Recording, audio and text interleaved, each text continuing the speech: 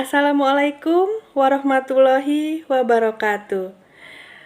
Yang terhormat Bapak Dr. Agung Solihin, yang saya hormati Bapak-Bapak mentor dari SGB dan rekan-rekan sekalian. Izinkan kali ini saya akan mempraktekkan tugas dari Diklat Public Speaking yang saya ikuti, yaitu tentang public speaking yang saya ikuti tadi ya. Baik, latar belakangnya, mengapa penguasaan public speaking itu penting? Ya tentu saja, tanpa adanya komunikasi yang efektif, segala sesuatunya tidak akan berjalan dengan lancar, dan kemungkinan besar akan terjadi miskomunikasi. Nah, Bapak Ibu, ada 6 hal yang ingin saya sampaikan pada paparan kali ini.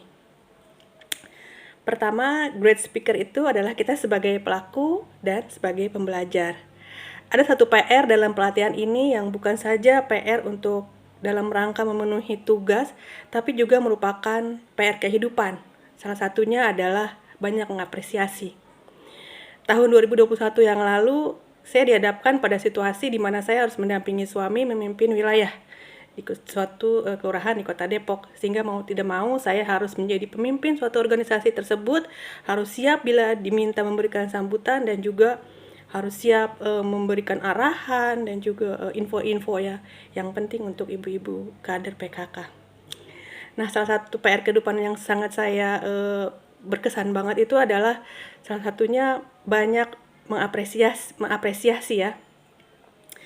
Saya dihadapkan pada suatu kondisi yang bukan lingkungan saya, yang itu ibu-ibunya juga saya belum kenal, tapi ketika saya mengapresiasi ibu itu dengan physical touch, merangkul, memeluk, banyak tersenyum, menyapa, itu ajaib sekali rasanya, seperti teman lama yang sudah pernah ketemu, dan pada pertemuan berikutnya itu bisa langsung akrab gitu ya. Itu salah satu PR kehidupan yang sangat berkesan buat saya dalam pelatihan ini.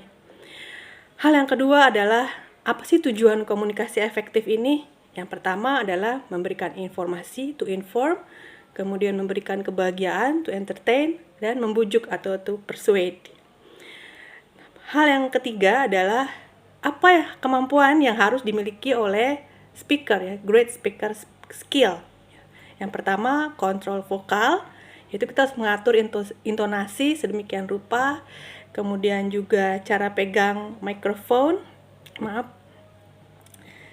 ini dengan tangan kiri, kemudian sehingga tangan kanan bisa kita pergunakan untuk berkomunikasi. Kemudian juga teknik pernafasan, yaitu pernafasan perut.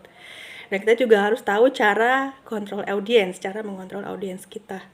Kemudian ada two-way question, yaitu open and close question. Nah, ini penting sekali yang poin ini nih, untuk menggali respon apa sih waktu saat kita berbicara di depan umum, menggali respon audiens itu seperti apa. Contoh, ketika saya bertanya, ibu-ibu, apa yang ibu ketahui tentang balita stunting?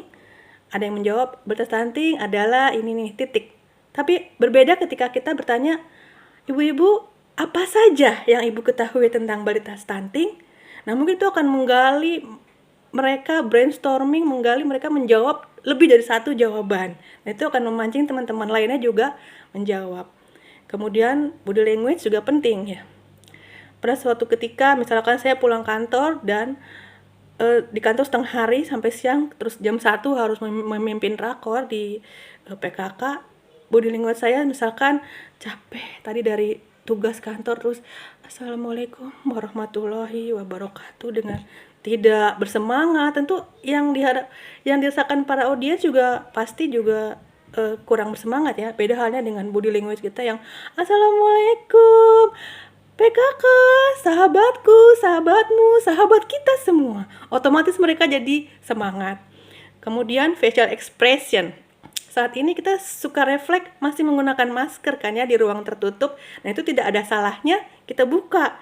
Ibu-ibu menaruh jin di dalam loker, izin buka masker. Kemudian kita buka masker dan facial expression kita akan terlihat. Lupakan masalah, misalkan sedang sedih atau stres dengan pekerjaan kantor, tapi di depan organisasi yang kita pimpin, tampilkan ekspresi wajah dengan seceria mungkin gitu. Poin yang keempat adalah GBT yes. Ini adalah salah satu trik agar apa yang kita sampaikan itu benar-benar efektif ya. Pada saat kita memberikan paparan, kita juga sisipkan games-games menarik gitu. Untuk Pak ibu-ibu biasanya senang tuh diajakin games tentang mereka masih tune in nggak di rakor kita siang ini. Terus ajak bernyanyi, kemudian tepuk tangan juga membuat suasana meriah. Dan ada juga ayo lomba bikin yel, dari RW mana, RW ini bikin yel. Misalnya ada satu kader tuh yang spesialis bikin yel, pasti nyambung aja tuh ibu-ibu ya. Kemudian ajak juga untuk berdiri ya, berdiri dan gerak badan, senam gitu. Ayo ibu-ibu, ayo gerakan tangannya ke kiri dan ke kanan gitu.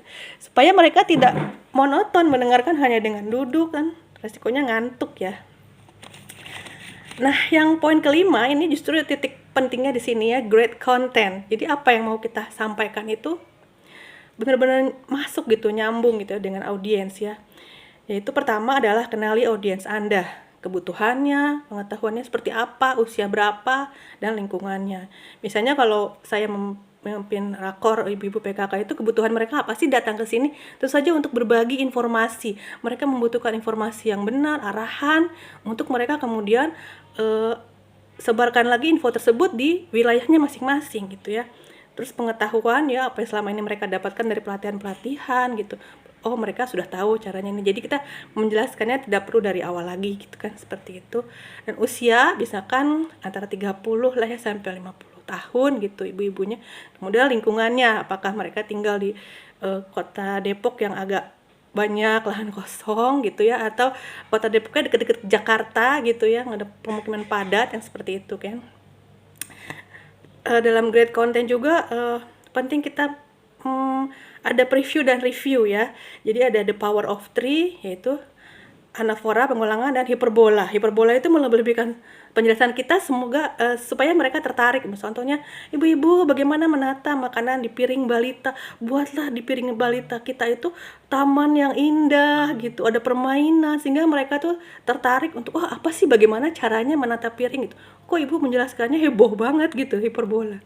Dan poin terakhir adalah great closing, yaitu merangkum, meringkas, dan menyampaikan call to action-nya. Demikian pelatihan yang saya dapatkan di pelatihan public speaking dengan SCB dan BKPSDM Kota Depok. Saya ucapkan terima kasih banyak kepada para mentor dan coach. Semoga berkah selalu untuk bapak-bapak mentor dan juga Mbak Tri dari BKPSDM yang telah mempersilahkan kita ikut pelatihan ini. Wassalamualaikum warahmatullahi wabarakatuh.